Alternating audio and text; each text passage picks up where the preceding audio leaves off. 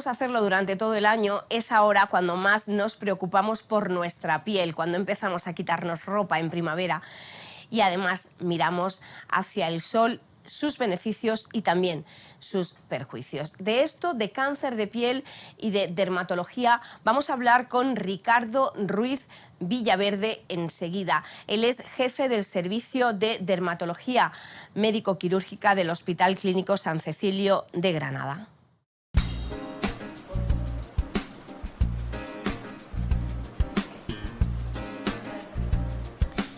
Ricardo Ruiz Villaverde, bienvenido a Conciencia. Muchísimas gracias. Doctor en Medicina por la Universidad de Granada y jefe de servicio desde el año 2017, ¿verdad?, del Hospital Clínico San Cecilio en este momento. Vamos a hablar de algo importantísimo, especialmente ahora, que es cuando todos despertamos de alguna manera a la piel, a lo que nos sucede, al sol también, a la exposición. Empezamos a preocuparnos y, de hecho, dentro de muy poquito ponen en marcha la campaña Euromelanoma. Vamos a hablar de prevención, también de investigación, como no podía ser de otra manera aquí en Conciencia, de lo que hacen en su grupo de investigación. Pero antes, empecemos por lo más básico, por esos cuidados, por esa prevención en la que tanto insisten ustedes, los dermatólogos.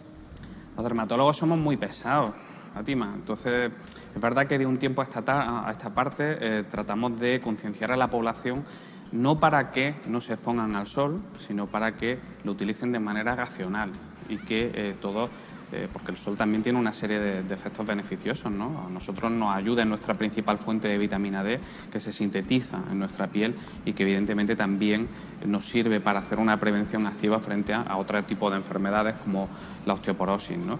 Pero sí es verdad que yo esto lo aprendí de mis maestros: el mejor cosmético que pueda haber en esta vida es un fotoprotector, y eso desafortunadamente la gente de mi generación nosotros no llegamos a vivirlo.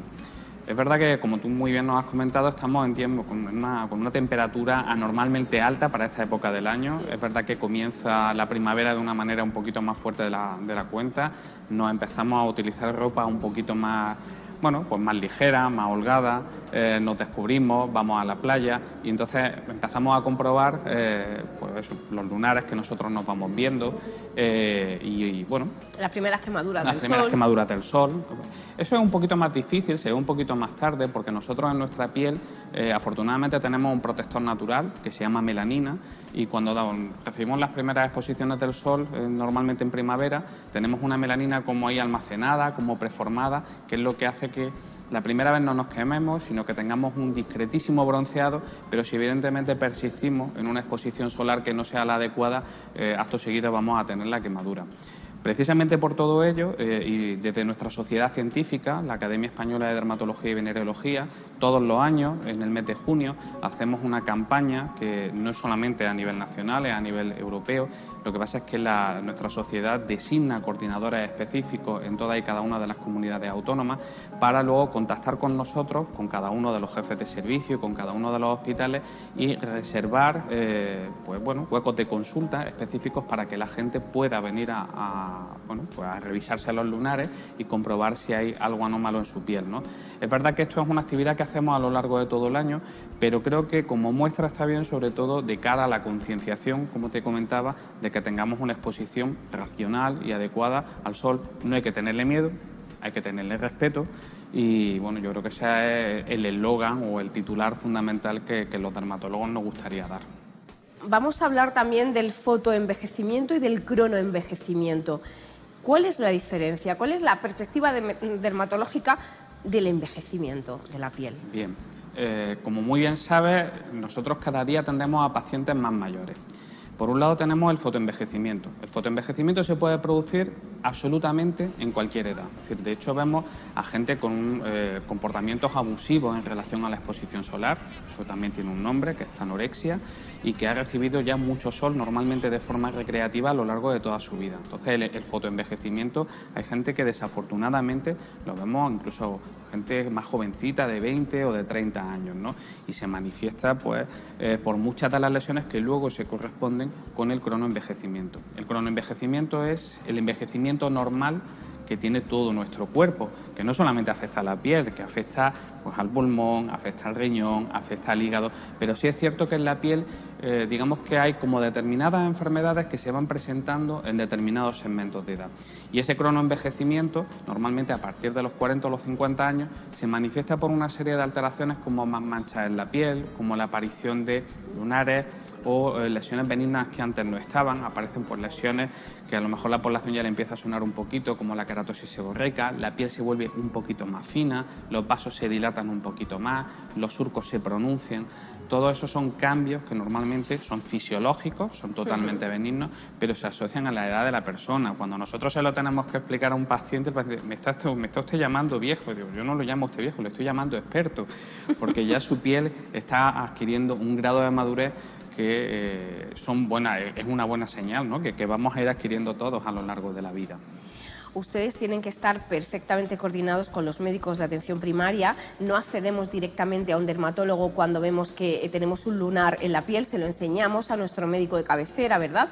En este sentido, hemos avanzado mucho en la teleconsulta, por ejemplo, en el campo de la dermatología, ha permitido llegar a muchísima más gente como un primer paso, primer diagnóstico.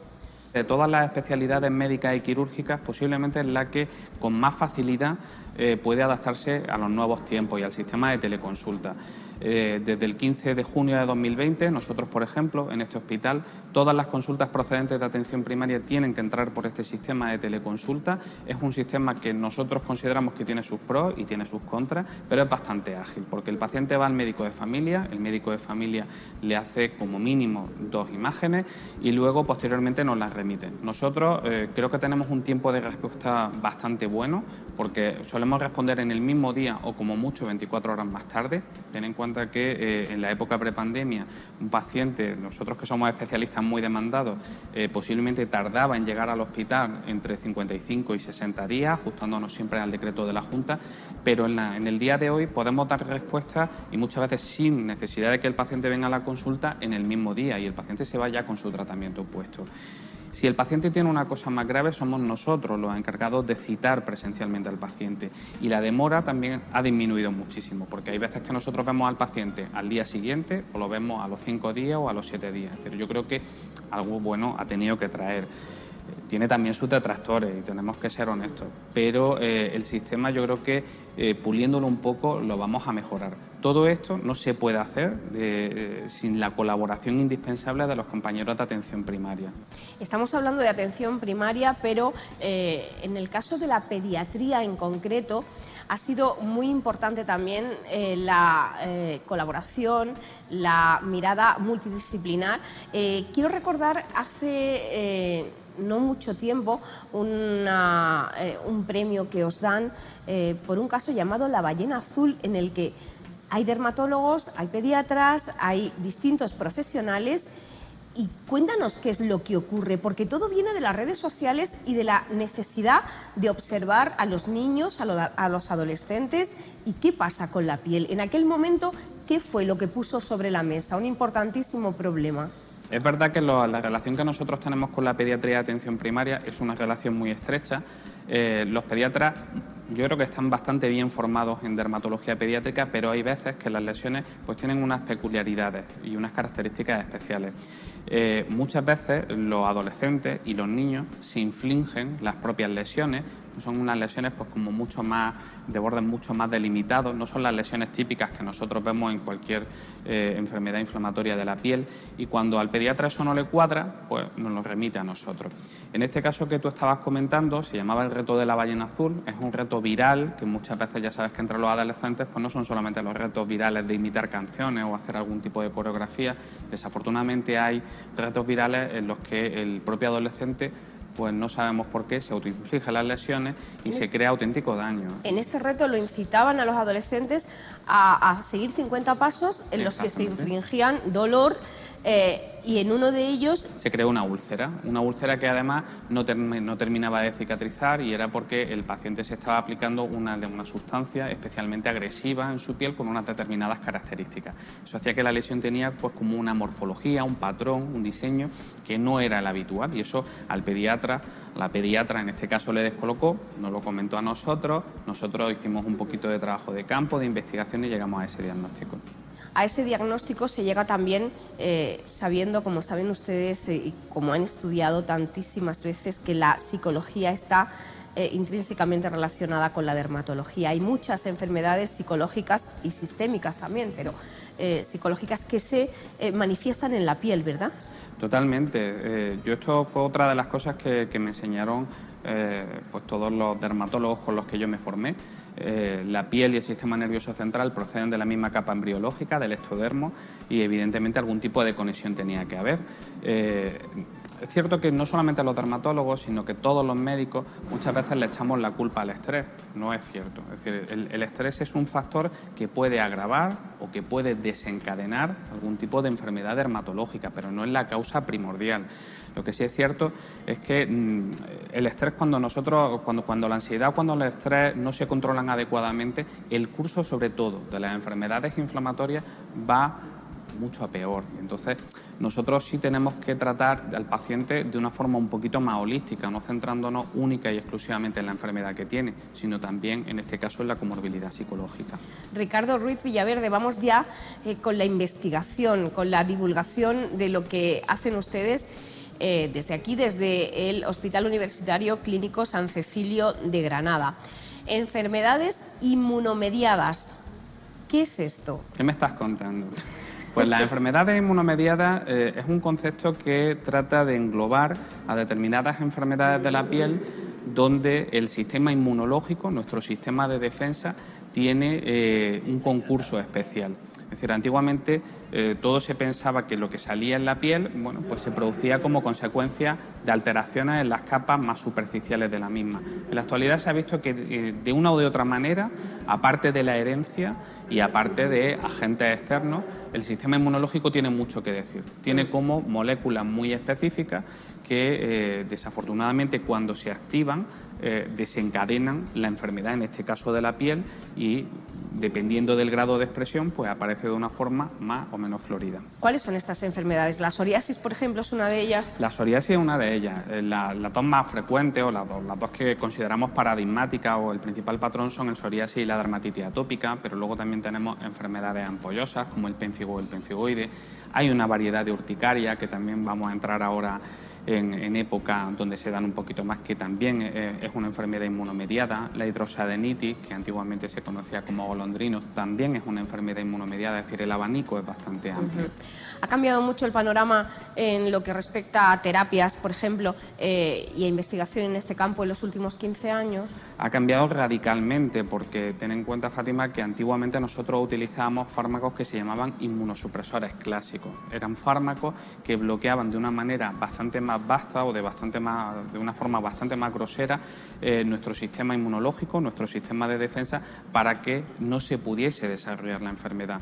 Pero, sin embargo, eso tenía como contraprestación una serie de efectos secundarios que muchas veces también dificultaban no solamente pues efectos de carácter sistémico en otros órganos, sino también dentro de lo que es la calidad de vida del paciente. En la actualidad y sobre todo en los últimos 15 años se han sintetizado lo que se llaman fármacos biológicos. Los fármacos biológicos son fármacos sintetizados por ingeniería genética y lo que hacen es bloquear de una manera muy selectiva aquellas partes del sistema inmunológico que luego tienen su expresión clínica pues, en la psoriasis, en la dermatitis atópica, en la hidrosadenitis.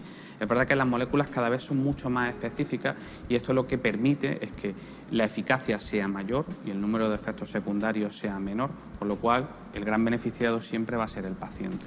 Ustedes se centran también en este área de investigación en conocer los efectos que los fármacos que se postulan para cubrir este área pueden llegar a tener. ¿La medicina de precisión es el próximo reto? Sin duda. Es decir, nosotros lo que tenemos que llegar a investigar en cada uno de nuestros pacientes es cuál es la clave y permíteme la expresión que quizás sea un poquito más técnica, fisiopatológica, es decir, la clave última que permite el desarrollo de la enfermedad, porque desafortunadamente no hay dos pacientes iguales. Por lo tanto, los tratamientos no siempre van a ser o van a actuar de la misma manera en todos los pacientes. Precisamente por ello, lo que tratamos de identificar cuáles son los factores predictores en cada uno de los pacientes que nos permitan elegir el mejor tratamiento para el mejor paciente. Y eso es aplicable a todas las enfermedades inmunomediadas, no solamente de la piel, sino del resto de órganos y sistemas. Qué interesante, se nos ha pasado volando este tiempo. A mí totalmente, se me ha pasado volando totalmente. Dedicado a la entrevista.